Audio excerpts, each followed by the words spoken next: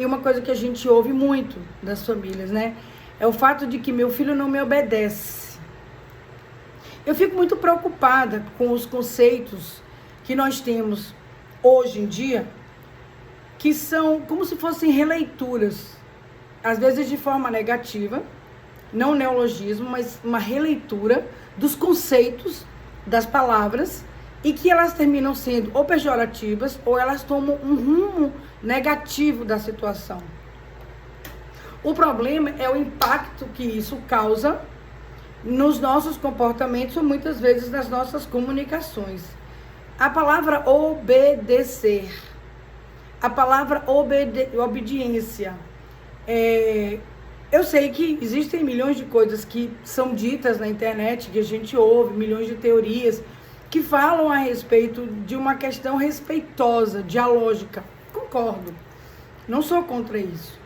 Mas é como eu venho falando a respeito do desequilíbrio entre a coisa da austeridade anteriormente, que passa e tem um tom também relacionado ao autoritarismo, que não é legal, passa muito rapidamente pela autoridade, o que não foi bom também, e vai para uma situação muito dialógica entre a criança e que não dá certo, porque a gente já viu que a criança ela não tem uma compreensão que eu falo, é uma compreensão de catalogar um repertório que entenda exatamente essa condição que os pais querem que a criança entenda, que seria o fato de que eu vou dizer a ela que eu não gostei do que ela fez, não foi legal o que ela fez e ela não vai fazer de novo, porque eu disse a ela que não é legal.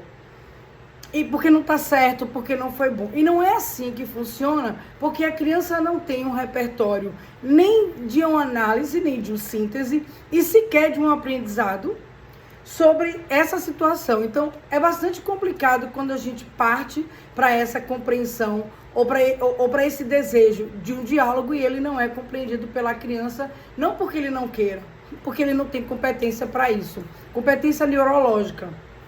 Então tá. Aí a gente fala assim, a gente vai trabalhar para os nossos filhos serem obedientes. Nossa, mas obediência leva muito a um sentimento de, como se fosse anulação. Eu percebo muito isso na fala dos pais. Como se os seus pais, no momento em que estivessem educando os seus filhos, pudessem anular a competência deles, a habilidade, a natureza, a maneira como eles são, às vezes brincalhões, ou espertos demais, ou inteligentes. E a obediência é como se tivesse por trás disso um peso de subjugação. E não tem nada a ver. A obediência é algo que a gente faz no dia a dia. A gente sempre está obedecendo a alguma coisa. O que seria obedecer? Seria respeitar, de alguma forma, ou de muitas formas, situações que são importantes no sentido de formar ou de conduzir atitudes que levem a um progresso, a uma vitória, a um desenvolvimento, a uma situação positiva. Obedecer não é negativo. A obediência, ela sugere que eu pare, aí a gente vai lá para a questão neurológica, que é a questão da função executiva, a gente volta de novo ao controle inibitório. Então, a obediência sugere uma parada do indivíduo que ouve a solicitação, uma escuta, uma contenção de comportamento para um aprendizado e então uma execução. Então, a obediência, ela não é nunca, ora, em lugar nenhum, uma coisa de subjugação. Todo mundo tem que obedecer a alguma coisa. Todo mundo tem que obedecer. É sempre essa coisa do limite. Todo mundo tem que ter um limite. Eu sempre procuro trazer alegorias que eu acho que é interessante para a gente compreender tudo isso. Se vocês assistirem o filme Divertidamente, porque é um filme muito interessante, principalmente para quem trabalha nessa área ou quem quer entender a cabeça da criança, fala muito sobre exatamente a execução cerebral. ele foi todo estudado pela neurociência, né? Foi trazida de alguma forma pelo entendimento da neurociência, a despeito de que, para mostrar ao mundo como funciona um cérebro. E lá eles trazem 5 sentimentos. E dentro desses sentimentos que eles trazem, tem o medo, e tem o nojo, e tem a raiva, além da alegria e da tristeza. A raiva, olha só, raiva, tem o medo e tem o nojo. O que nos para é o medo. Onde é que chega o medo? É uma fobia? Não. Tem nada a ver com fobia. Na verdade, é algo que nos paralisa de alguma forma, não nos deixa avançar em função de situações que podem ser perigosas ou desastrosas ou sequer, de alguma forma, não indicadas a serem feitas. Não nos deixa ser impulsivo e isso ajuda, inclusive, até no comportamento da compulsão e nos sinaliza que devemos parar. E isso é muito importante. Então, mesmo alegoricamente, mesmo dentro de um contingente como é um filme de animação, eles trazem para nós esse entendimento porque isso existe. Isso existe dentro da nossa cabeça, funciona dessa forma. As emoções, elas também são inibidoras, elas também trazem pra gente uma forma da gente entender e se comportar no mundo. E todas essas emoções, lógico que elas são vividas por nós no nosso dia a dia. E aí vem a obediência, que está no meio disso tudo. Então, a obediência está quando eu tenho medo de algo. Eu não vou meter a mão num buraco que eu não conheço, porque eu tenho medo de que lá dentro possa ter algo que me belisque, que me machuque, me morda, me pegue, tire meu dedo, que seja venenoso, que doa. Eu não sei o que é. Não vou. Eu não vou me meter numa instância maior, numa situação que eu não tenho confiança. Então eu não vou. Eu estou cuidando de mim. Eu estou cuidando da minha segurança. Então, esse medo, que não tem nada a ver com fobia, mas é de segurança e, afinal de contas, de um cuidado que eu estou tendo com a minha pessoa, que me faz não agir de uma forma errada, muitas vezes. Isso é obediência. Obediência aos meus instintos, obediência ao que eu ouvi, obediência ao que está acontecendo no mundo, de uma forma bem atualizada. Obediência de situações que a gente vê na televisão todos os dias, não sei quem foi pego, houve um assalto, não sei aonde. Hoje em dia ninguém pega carona de pessoas que a gente não conhece. Eu sou de uma época em que minha mãe parava no ponto de ônibus e dizia, eu vou para tal lugar. E entravam pessoas no nosso carro e ela dava carona. Ninguém mais hoje faz isso, ninguém tem coragem de fazer isso. A gente não sabe quem vai entrar ou o que essa pessoa quer. A gente não para na estrada para ajudar pessoas, a gente não para na rua para ouvir pessoas. A gente está passando direto porque a gente tem medo do que possa acontecer. Bastante complicado. Isso é obediência. Obediência ao que a gente vem ouvindo.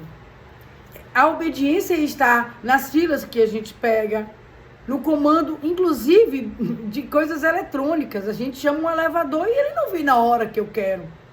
Eu chamo, eu comando, ele desce, eu sobe, mas eu tenho que esperar. Eu não abro a porta e saio entrando. Tem escrito lá, observar se o elevador está no andar quando abrir a porta. Isso é uma obediência. Se uma polícia vem atrás de mim, eu sou obrigada a parar. Eu tenho que parar para saber o que a polícia quer comigo. Se ele quer me dar algum recado, se ele quer saber onde é que eu estou, se ele quer ver meus documentos, isso é obediência. Então, no nosso dia a dia, a gente obedece. A obediência não tem uma conotação negativa, não. A obediência é uma coisa natural, a gente obedece o tempo inteiro. E aonde é que é negativo para a criança e aonde é que vai desabonar ou sequer apagar o brilho da criança. Eu tenho alguns outros vídeos no canal que falam sobre isso, que a autoridade, que a busca dessa construção, desse comportamento, como o FAQ traz para vocês, que é a nossa ideia, e essa autoridade que a gente quer que emane dos nossos pais, ela não vai, hora nenhuma, sufocar a criança, não subjuga. Mas também não adianta ter uma inteligência super se ela não sabe ser usada. Não adianta ser uma criança extremamente inteligente se ela usa a inteligência para dar badogada, jogar, badogada é coisa antiga, vai jogar ovo nas pessoas, ou para ficar de cima do prédio provocando situações com os vizinhos. Não adianta. Ou ficar indo na escola e aprontando horrores. E o que deve ser feito em função de um progresso dessa inteligência não está acontecendo, porque ele está mais usando a inteligência dele para aprontar do que qualquer outra coisa. Por quê? Porque ele não tem um sentido de dentro de casa, não tem algo que o pare, não tem algo que o fortaleça, que viabilize, que mostre a ele que eu, mesmo estando ali dando apoio, ao mesmo tempo também, eu também posso ser um opositor para ele. E isso faz com que ele cresça. Então, o que é obediência? O que eu quero sobre meu filho? Eu quero que ele me obedeça. Eu quero falar e eu quero que ele me escute. Quantas e quantas vezes eu posso positivamente encaminhar o meu filho para algum lugar que não haja um prejuízo para ele nem para mim, seja ele financeiro ou emocional ou moral, para mim e para o meu filho, se ele me escutar. Se ele tiver confiança em mim. Claro que ele pode dizer para mim, você tá por fora, minha mãe, você não entende de nada, você não consegue perceber que hoje... Concordo, mas em algum momento, por ter aprendido a me obedecer, ele vai pensar 2, 3 vezes para não tomar uma atitude, olha a impulsividade, que seja negativa para ele. Eu não vou provocar a impulsividade dele. Eu vou fazer ele ser reflexivo, porque ele sabe me obedecer. Essa é uma das vantagens da obediência, porque existem outras. Porque quando eu tenho um filho obediente, eu não preciso ficar atrás dele o tempo inteiro, dizendo a ele que ele não faça coisas erradas. Eu posso chamar e falar, epa, não. E ele parar, sendo ele pequenininho, opa, rapaz, pode parar. E a minha fala vai modificando, a depender da idade, dizer, que é isso aí? Do jeito que cada um sabe falar, vai poder parar o seu filho. Poxa, meu filho, eu falei o que para você? Não faça. E ele pode dizer, poxa, meu pai, mas eu queria fazer sim, mas eu já falei que não é para fazer. Eu já lhe expliquei. Eu já lhe disse uma vez, a segunda vez eu já dei um ultimato da situação. Então, assim, essa relação que é através da autoridade, que ela se manifesta, onde eu peço, eu falo, eu suponho, eu digo, eu paro, eu manifesto e o outro obedece, não tem nada de negativo. A relação de obediência está dentro das relações de trabalho, está nas escolas, está nas ruas, está com as máquinas, tem em qualquer lugar que a gente vá.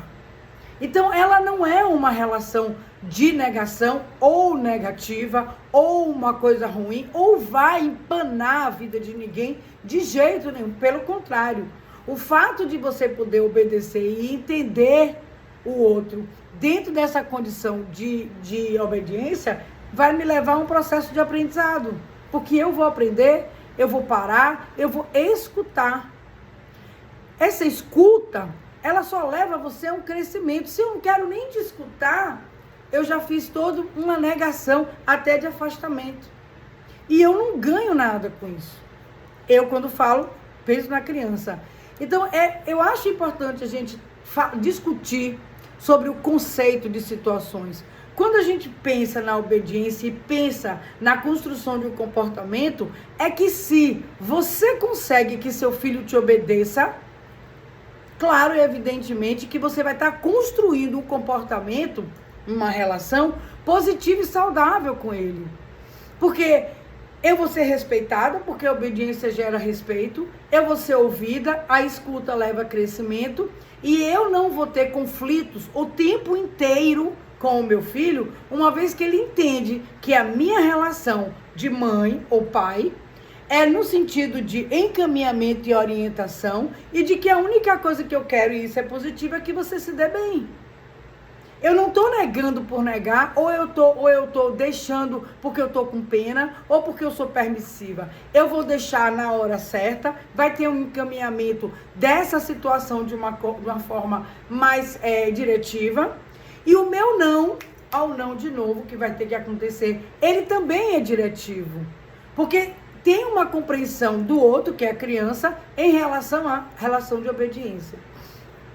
De novo, né, eu vou ratificar isso bastante para vocês. A importância da gente pensar no conceito de obediência como um fator positivo e completamente necessário na relação entre pais e filhos, na relação parental e na criação de filhos.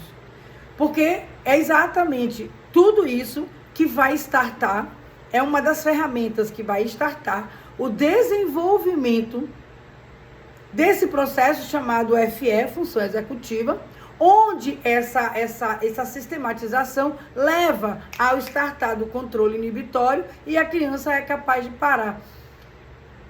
A gente pode tentar entender tudo de várias formas, mas o importante é que a gente chegue no mesmo lugar, que seria exatamente onde essa obediência leva, então, a uma troca positiva na relação, onde a gente termina controlando o comportamento e eu fico em paz, e evidentemente que a construção vai acontecer de uma forma positiva. Eu acho importante, né, como eu falei, a gente trazer esse tema, né, a gente falar sobre os conceitos, deixar essa coisa pejorativa, não deixar, na verdade, essas questões pejorativas atrapalhem os conceitos do que nós estamos falando, e a gente começar a pensar nessa postura, nesse desejo que a gente precisa ter em relação aos nossos filhos, que é uma coisa que é o desejo de todo pai e toda mãe, é ser respeitado, e acima de tudo que o meu filho me obedeça. Não existe nenhuma patologia, onde o sintoma de que o meu filho não sabe obedecer existe. Não existe nenhuma. Nego completamente essa coisa de que as crianças autistas, elas tenham esse sentido opositor e que elas não entendam, elas têm um baixo nível de frustração. Eu acho que não é trabalhado, porque frustração é uma coisa que você tem que ter. Então, a criança não conhece a frustração, ninguém conhece a frustração, até que comece a viver com ela e comece a se adaptar e a aceitar, às vezes que dá certo e às vezes que não dá certo. Então, eu acho que o que falta aí nesse momento não é acreditar que existe um baixo nível de frustração, mas existe uma falta de atuação direta dos pais em relação ao comportamento dessa criança. Como eu costumo dizer, eu convivo com essas crianças há muito tempo, sou mãe também, não vou me isentar disso. E acho que, assim, tem casos que são mais fáceis, tem casos que são mais difíceis, mas uma coisa a gente não pode fazer: desistir. Quando os pais desistem e jogam a toalha para o diagnóstico, aí a coisa fica complicada. Porque aí eu dou espaço para que coisas como essa se tornem sintomas e se torne um quadro de adoecimento. Os pais não podem desistir, porque a desistência da minha atuação parental com o meu filho leva exatamente ao quadro que nós estamos vivendo. Crianças que têm um mau comportamento na escola, pais que são chamados toda hora, pais que não sabem o que fazer, crianças desgovernadas, processo de aprendizagem complicado, sintomas piorados, quadro patológico quando ocorre, também sem um retorno. E hoje, muitas vezes, profissionais que não conseguem fazer nada com a criança dentro do próprio consultório, porque não existe um controle inibitório, não existe uma relação de respeito e a criança realmente não para aceitar as intervenções necessárias, porque quando se leva uma criança a um consultório, no mínimo, a gente imagina que esse terapeuta, seja ele de que área for, vai fazer intervenções diferenciadas daquilo que a criança está acostumada para que ela mude de comportamento. Então, a obediência vai passar por aí. Se ela consegue entender que aquele profissional da qual está ali mexendo com ela, não fazendo o que ela faz, não é cúmplice de situações, mas ele vai mexer nessa criança, a obediência tem que acontecer. Se ele não obedece, se ele acha que tem que fazer o que ele quer, não vamos para lugar nenhum.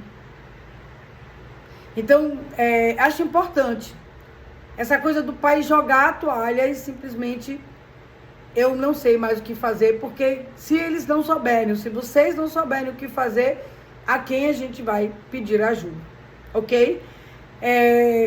Eu vou pegar um outro vídeo, né? Vou dar essa pausa aqui e vou começar a falar sobre os pais desistiram, não sabem o que fazer. Vamos conversar um pouco sobre isso. Um beijo no coração de vocês, dá um like se você gostar, discutam o assunto, tragam novos temas, tragam dúvidas, discordem, concordem e vamos discutir o assunto, que eu acho que quanto mais a gente discutir, mais forte a gente fica em relação a tudo isso. Tchau, gente. Não se esqueçam de se inscrever no canal e ligar o sininho, viu? Beijo!